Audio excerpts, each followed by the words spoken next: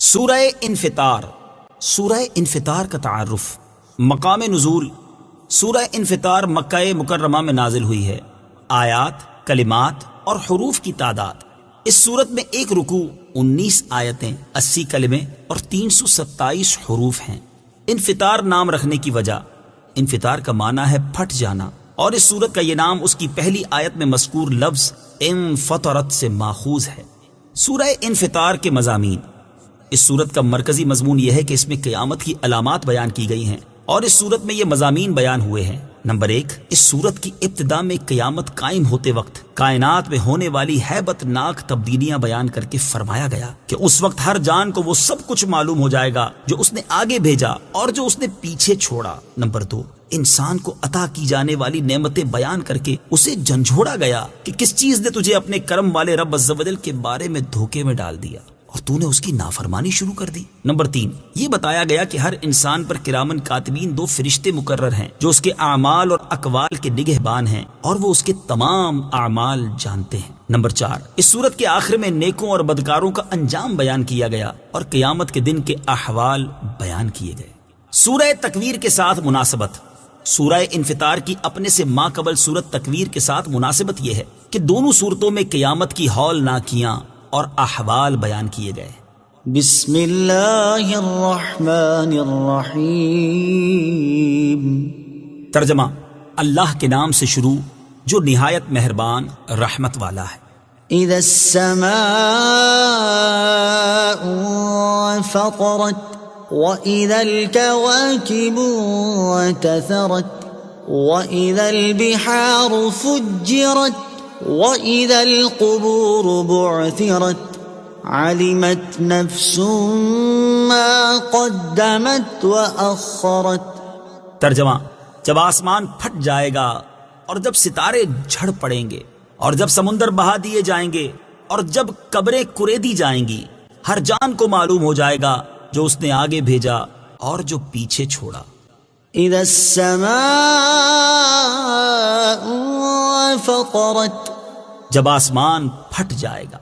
تفسیر صراط الجنان میں ہے۔ اس آیت اور اس کے بعد والی 4 آیات میں قیامت کے احوال بیان کرتے ہوئے ارشاد فرمایا کہ جب آسمان فرشتوں کے نازل ہونے کے لیے پھٹ جائے گا اور جب ستارے اپنی جگہوں سے اس طرح جھڑ کے گر پڑیں گے جس طرح پروئے ہوئے موتی ڈوری سے گرتے ہیں، اور جب سمندروں میں قائم آڑ دور کر کے انہیں بہا دیا جائے گا اور میٹھے اور کھاری سمندر مل کر ایک ہو جائیں گے، اور جب قبریں کریدی جائیں گی اور ان کے مردے زندہ کر کے نکال دیے جائیں گے، تو اس دن ہر جان کو معلوم ہو جائے گا جو اس نے نیک یا برا عمل آگے بھیجا اور جو نیکی بدی پیچھے چھوڑی۔ ایک قول یہ ہے کہ جو آگے بھیجا اس سے صدقات مراد ہے، اور جو پیچھے چھوڑا اس سے میراث مراد ہے، اور یہ جاننا اعمال نامے پڑھنے کے ذریعے ہوگا، جیسا کہ ایک اور مقام پر اللہ تعالیٰ ارشاد فرماتا ہے: وَكُلَّ إِنسَانٍ أَلْزَمْنَاهُ طَائِرَهُ فِي عُنُقِهِ وَنُخْرِجُ لَهُ يَوْمَ الْقِيَامَةِ كِتَابًا يَلْقَاهُ مَنشُورًا اقْرَأْ كِتَابَكَ كَفَى بِنَفْسِكَ الْيَوْمَ عَلَيْكَ حَسِيبًا۔ ترجمہ: اور ہر انسان کی قسمت ہم نے اس کے گلے میں لگا دی ہے، اور ہم اس کے لیے قیامت کے دن ایک نامہ اعمال نکالیں گے جسے وہ کھلا ہوا پائے گا۔ فرمایا جائے گا کہ اپنا نامہ اعمال پڑھ، آج اپنے متعلق حساب کرنے کے لیے تو خود ہی کافی ہے۔ یا ایھا الانسان ما غرک بربک الکریم الذی خلقک فسواک فعدلک فی ای صورت ما شاء رکبک کلا بل تکذبون بالدین۔ ترجمہ: اے انسان، تجھے کس چیز نے اپنے کرم والے رب کے بارے میں دھوکے میں ڈال دیا، جس نے تجھے پیدا کیا، پھر ٹھیک بنایا، پھر اعتدال والا کیا، جس صورت میں چاہا تجھے جوڑ دیا؟ ہرگز نہیں، بلکہ تم انصاف ہونے کو جھٹلاتے ہو۔ یا ایھا الانسان اے انسان، تفسیر صراط الجنان میں ہے، اس آیت اور اس کے بعد والی 3 آیات کا خلاصہ یہ ہے کہ اے انسان، تجھے کس چیز نے اپنے کرم والے رب عز و جل کے بارے میں دھوکے میں ڈال دیا کہ تو نے اس کی نعمت اور کرم کے باوجود اس کا حق نہ پہچانا اور اس کی نافرمانی کی جو تجھے عدم سے وجود میں لے کر آیا؟ پھر اس نے تمہارے اعضاء کو ٹھیک بنایا اور تجھے پکڑنے کے لیے ہاتھ، چلنے کے لیے پاؤں، بولنے کے لیے زبان، دیکھنے کے لیے آنکھ اور سننے کے لیے کان عطا کیے۔ پھر ان اعضاء میں مناسبت رکھی کہ ایک ہاتھ یا پاؤں دوسرے ہاتھ یا پاؤں سے چھوٹا یا لمبا نہیں۔ پھر تمہیں لمبے قد والا یا چھوٹے قد والا، خوبصورت یا بدصورت، گورا یا کالا، مرد یا عورت، جس صورت میں چاہا تجھے جوڑ دیا۔ اور تمہارا حال یہ ہے کہ تم اللہ تعالیٰ کی ان کرم نوازیوں کو دیکھ کر بھی اس کی نافرمانی سے نہیں رکے، بلکہ تم انصاف کے دن کو جھٹلانے لگے اور اعمال کی جزا ملنے کے دن کا انکار کرنے لگ گئے۔ اللہ تعالیٰ کی نافرمانی کر کے اچھی جزا کی امید رکھنا بے وقوفی کی علامت ہے۔ ان آیات سے معلوم ہوا کہ اگرچہ اللہ تعالیٰ کرم فرمانے والا ہے، لیکن اس کے کرم کو پیش نظر رکھ کر اس کی نافرمانی کرنے کی جرت نہیں کرنی چاہیے، بلکہ اس کی پکڑ اور اس کے عذاب کو اپنے سامنے رکھتے ہوئے اس کی نافرمانی سے ہر دم بچتے رہنا چاہیے۔ اس سے ان لوگوں کو نصیحت حاصل کرنی چاہیے کہ جو گناہ کرنے کے بعد اس سے سچی توبہ کرنے کی بجائے یہ کہہ کر اپنے دل کو تسلی دے لیتے ہیں کہ اللہ تعالیٰ بڑا بخشنے والا ہے، وہ معاف کر دے گا، کوئی بات نہیں، ان کے لیے 2 احادیث میں بڑی عبرت ہے۔ چنانچہ نمبر 1، حضرت شداد بن اوس رضی اللہ تعالی عنہ سے روایت ہے، نبی کریم صلی اللہ تعالی علیہ وآلہ وسلم نے ارشاد فرمایا، سمجھدار شخص وہ ہے جو دنیا میں ہی اپنا محاسبہ کر لے اور آخرت کی بہتری کے لیے نیک اعمال کرے، اور وہ شخص احمق ہے جو اپنے نفس کی خواہشات کی پیروی کرے اور اللہ تعالیٰ سے آخرت کے انعام کی امید رکھے۔ نمبر 2، حضرت عبداللہ ابن عباس رضی اللہ تعالی عنہما سے روایت ہے، حضور اقدس صلی اللہ تعالی علیہ وآلہ وسلم نے ارشاد فرمایا، تم میں سے کوئی اللہ تعالیٰ کے حلم اور بردباری سے دھوکے میں نہ پڑ جائے، بے شک جنت اور دوزخ تمہارے جوتے کے تسمے سے بھی زیادہ تمہارے قریب ہے۔ اللہ تعالیٰ ہمیں اپنی نافرمانی سے بچتے رہنے کی توفیق عطا فرمائے، آمین۔ وَإِنَّ عَلَيْكُمْ لَحَافِظِينَ كِرَامًا كَاتِبِينَ يَعْلَمُونَ مَا تَفْعَلُونَ۔ ترجمہ، اور بے شک تم پر کچھ نگہبان مقرر ہیں، کرامن کاتبین، معزز لکھنے والے، وہ جانتے ہیں جو کچھ تم کرتے ہو۔ وَإِنَّ عَلَيْكُمْ لَحَافِظِينَ، اور بے شک تم پر کچھ نگہبان ہیں۔ تفسیر صراط الجنان میں ہے، اس آیت اور اس کے بعد والی 2 آیات کا خلاصہ یہ ہے کہ اے لوگو، بے شک ہماری جانب سے تم پر کچھ فرشتے مقرر ہیں جو تمہارے اعمال اور اقوال کے نگہبان ہیں۔ وہ فرشتے اللہ تعالیٰ کی بارگاہ میں معزز ہیں اور تمہارے اقوال اور اعمال لکھ رہے ہیں تاکہ تمہیں ان کی جزا دی جائے۔ وہ تمہارے ساتھ رہنے کی وجہ سے تمہارا ہر نیک اور برا عمل جانتے ہیں اور ان سے تمہارا کوئی عمل چھپا نہیں۔ محافظ اور نگہبان فرشتے، ان فرشتوں کے بارے میں ایک اور مقام پر اللہ تعالیٰ ارشاد فرماتا ہے، إِذْ يَتَلَقَّى الْمُتَلَقِّيَانِ عَنِ الْيَمِينِ وَعَنِ الشِّمَالِ قَعِيدٌ مَا يَلْفِظُ مِنْ قَوْلٍ إِلَّا لَدَيْهِ رَقِيبٌ عَتِيدٌ۔ ترجمہ، اور جب اس سے لینے والے 2 فرشتے لیتے ہیں، ایک دائیں جانب اور دوسرا بائیں جانب بیٹھا ہوا ہے، وہ زبان سے کوئی بات نہیں نکالتا مگر یہ کہ ایک محافظ فرشتہ اس کے پاس تیار بیٹھا ہوتا ہے۔ اور ان آیات میں ہر اس انسان کے لیے نصیحت ہے جو اپنے اعمال کے حوالے سے انتہائی غفلت کا شکار ہے۔ حضرت فضیل بن عیاض رحمۃ اللہ تعالی علیہ جب اس آیت يَعْلَمُونَ مَا تَفْعَلُونَ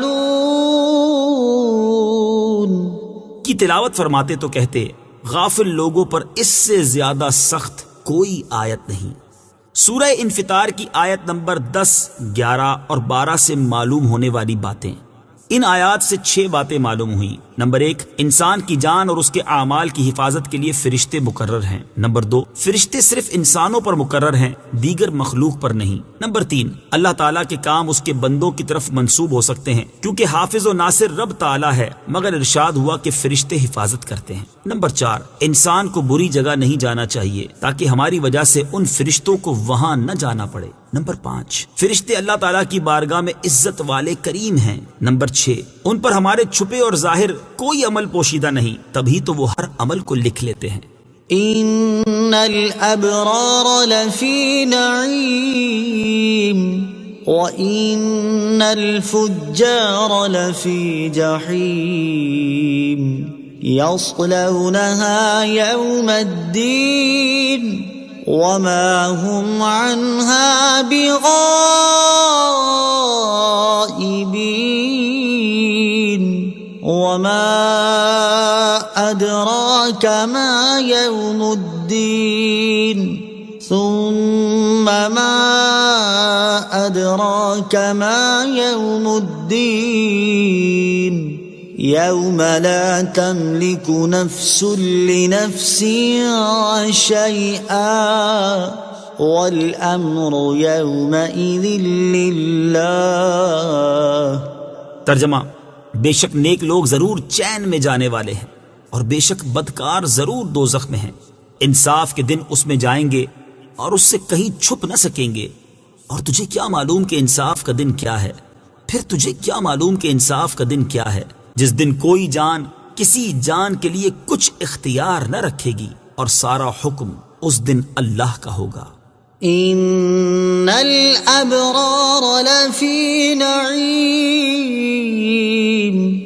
بے شک نیک لوگ ضرور چین میں ہیں۔ تفسیر صراط الجنان میں ہے، اس سے پہلی آیات میں بندوں کے اعمال لکھنے والے فرشتوں کے بارے میں بیان کیا گیا اور اب یہاں سے عمل کرنے والوں کے احوال بیان کیے جا رہے ہیں۔ چنانچہ اس آیت اور اس کے بعد والی 6 آیات میں ارشاد فرمایا کہ بے شک وہ لوگ جنہوں نے فرائض کی ادائیگی اور گناہوں سے بچنے کے ذریعے اپنے ایمان کو سچا کر دکھایا، یہ ضرور نعمتوں سے بھرپور جنت میں جانے والے ہیں۔ اور بے شک کافر لوگ ضرور جلا کر رکھ دینے والی دوزخ میں جانے والے ہیں، اور وہ انصاف کے دن اس جہنم میں جائیں گے جسے وہ دنیا میں جھٹلاتے رہے، اور اس جہنم سے کہیں چھپ نہ سکیں گے۔ اور اے بندے، تجھے کیا معلوم کہ انصاف کا دن کیا ہے؟ پھر تجھے کیا معلوم کہ انصاف کا دن کیا ہے؟ انصاف کا دن وہ ہے جس دن کوئی کافر جان کسی کافر جان کے لیے کچھ اختیار نہ رکھے گی، اور اس دن سارا حکم اللہ تعالیٰ کا ہوگا اور وہی ان کے بارے میں فیصلہ فرمائے گا۔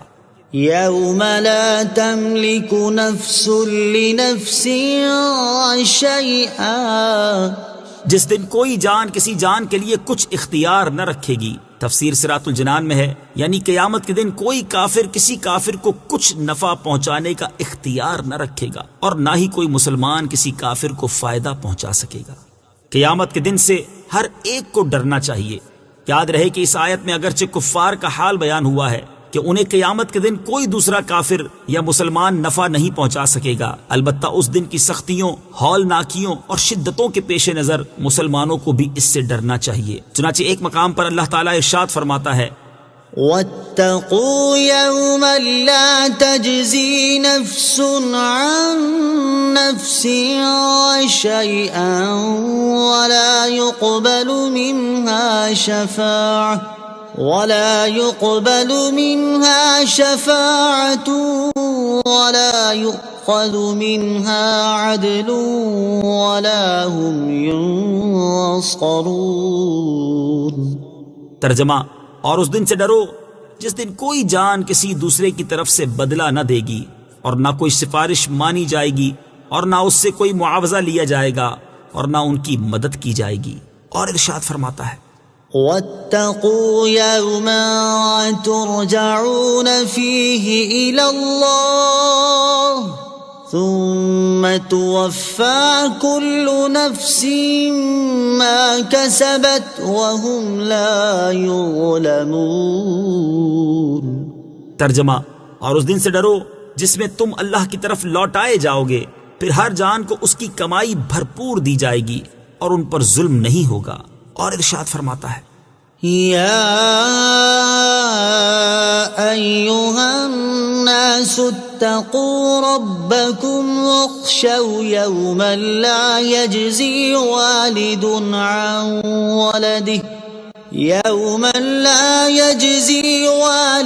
عن ولده ولا مولود هو جاز عن والده شيئا إن وعد الله حق فلا تغرنكم الحياة الدنيا ولا يغرنكم بالله الغرور۔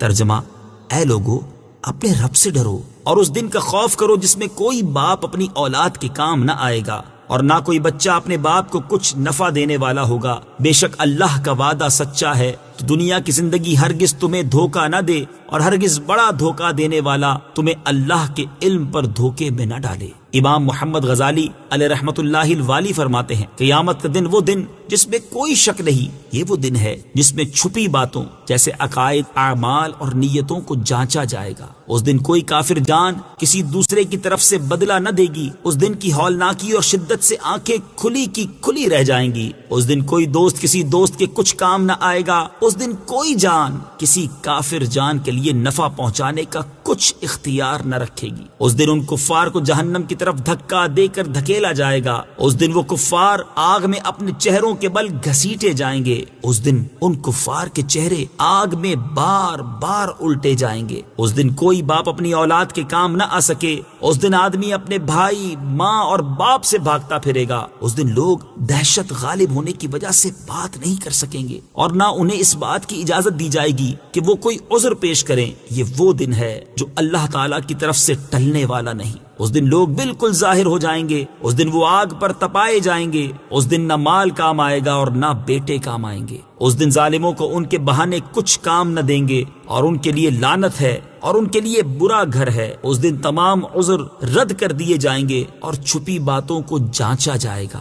اس دن پوشیدہ باتیں ظاہر ہوں گی اور پردے اٹھ جائیں گے۔ اس دن آنکھیں جھکی ہوئی ہوں گی اور آوازیں بند ہوں گی۔ اس دن دائیں بائیں توجہ کم ہوگی، پوشیدہ باتیں ظاہر ہوں گی اور گناہ بھی سامنے آ جائیں گے۔ اس دن لوگوں کو ان کے گواہوں سمیت اللہ تعالیٰ کی بارگاہ میں پیشی کے لیے چلایا جائے گا۔ اس دن بچے جوان ہو جائیں گے اور بڑے نشے میں ہوں گے۔ اس دن اعمال کا وزن کرنے کے لیے ترازو رکھے جائیں گے، اعمال نامے کھولے جائیں گے، جہنم ظاہر کر دی جائے گی، کھولتا ہوا پانی جوش مارے گا، جہنم سانس لے گی، کفار مایوس ہو جائیں گے، جہنم کو بھڑکایا جائے گا، رنگ بدل جائیں گے، زبان گونگی ہو جائے گی اور انسان کے اعضاء گفتگو کریں گے۔ تو اے انسان، تجھے اپنے قریب رب عز و جل کے بارے میں کس چیز نے دھوکے میں ڈال رکھا ہے کہ تو دروازے بند کر کے، پردے لٹکا کر اور لوگوں سے چھپ کر فسق و فجور اور گناہوں میں مبتلا ہو گیا؟ تو لوگوں کے خبردار ہونے سے ڈرتا ہے، حالانکہ تجھے پیدا کرنے والے سے تیرا کوئی حال چھپا ہوا نہیں۔ جب تیرے اعضاء تیرے خلاف گواہی دیں گے اور جو کچھ تو لوگوں سے چھپ کر کرتا رہا وہ سب ظاہر کر دیں گے، تو اس وقت تو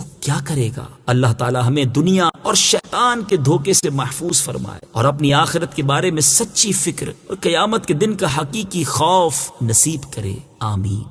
صدق اللہ العظیم۔